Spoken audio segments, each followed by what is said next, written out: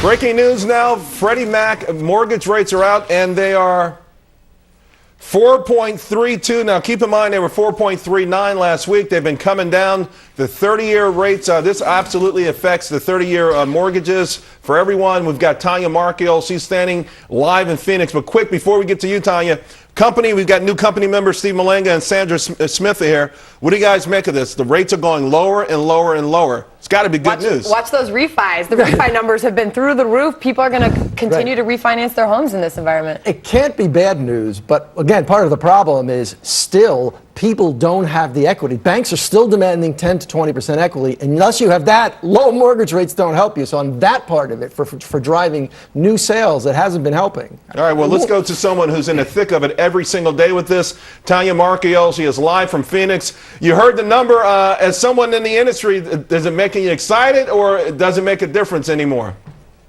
No, that's exciting news. Hey, that means that it's more affordable to buy a home, and that's what we want. So that is exciting. I agree with you guys in the sense that for refis, you need equity to refi. And the truth is we don't have a lot of equity. But for new purchases, get in now. It's a great time to buy.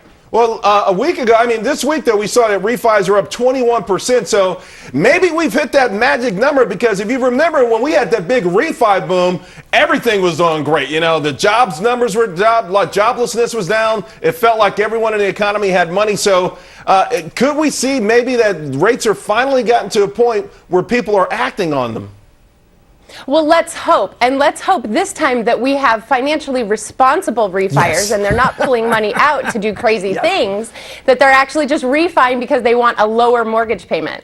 Now, Tanya, you talk about the people out there buying, and, we talked earlier in the show about the loss of the American dream, buying a home. Some people don't think it is the American dream anymore and that it's okay to rent.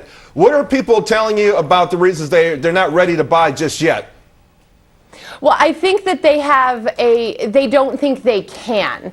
And the truth is when the private sector comes in and takes over, there's always a way. So banks may not be lending to people who had hard times. I think there's really good buyers out there that were in really bad positions. So the private sector will come over and create programs like lease purchase programs or other programs where people can still have that American dream. And I believe that that is happening. I'm seeing that every day. I'm going to put you on pause 1 second, Tanya. We got to go back to New York Stock Exchange because the markets, as you know, have been all over the place. Nicole, it looks like we're regaining some traction here. What's going on? Well, one thing that we should take a look at are some of these banks, because Citigroup came out a short time ago saying they are not cutting their credit lines to the French banks. And that was one rumor that had been circulated around, not for Citigroup, but just that the credit lines may be in jeopardy to some of these French banks. And so with that brings a little bit of confidence along with it. All right, well, hopefully the Chinese won't cut off the credit lines either. That's what everyone really seems to be very, very concerned about. We'll be back in to check with you in a minute.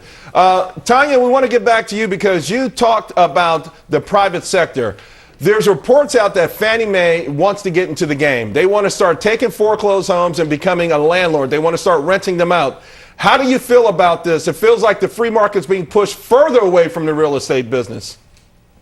Well, in my opinion, and we know I have one of those, in my opinion, it's the government seeing the private sector actually making money on something, and they're like, wait a minute, we should be making money on this. But the problem is they didn't even do a good job selling the homes. They got cheap real estate agents because, as we know, everything is bid out with government contracts, and now they're going to try to be landlords. They're going to try to collect, I think they said 300,000 homes in the Freddie Mac Fannie Mae program. Even if we put that at $500 a home, which we know that there's rents that are more than that, you're going to tell me that they're going to be able to collect on $150 million a month? Give me a break. They couldn't even sell them. And let's be honest, the only reason that this is working in the private sector is because the private sector is coming in, taking that dilapidated home, putting a new air conditioner in it, putting a new heater in it, sinking a little bit of money into it, and then turning around and renting a quality home. The government doesn't have the money to put that kind of rehab into the home. I agree with you also, and I think ultimately if people rent from the government, they won't have to pay and they'll be forgiven. So watch that to become another right entitlement, and I'm really afraid of it. Tanya Marchiol, thanks a lot. We know you had to get up early. We appreciate it.